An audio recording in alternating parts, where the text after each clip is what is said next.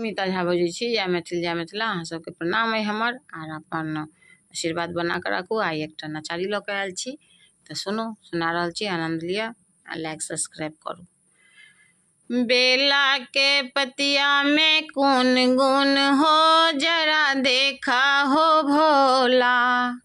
बेला के पतिया में कौन गुण हो, जरा देखा हो भोला। सबके जे दिला भोला हो, महला अटारी। टुटली मरैया में कौन गुण हो, जरा देखा हो भोला।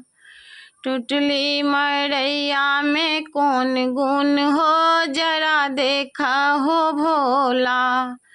बेला के पतिया में कौन गुण हो, जरा देखा हो भोला।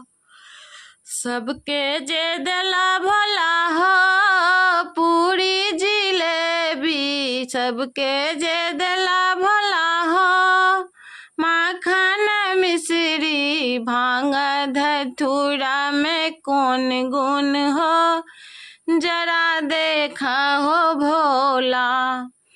बेला के पतिया में कौन गुण हो, जरा देखा हो भोला। सबके जे दिला भोला हो, पियर पीताम्बर। तोरा मृग के छाला में कौन गुण हो, जरा देखा हो भोला। बेला के पतिया में कौन गुण हो, जरा देखा हो बम बम। हर हर बम बम।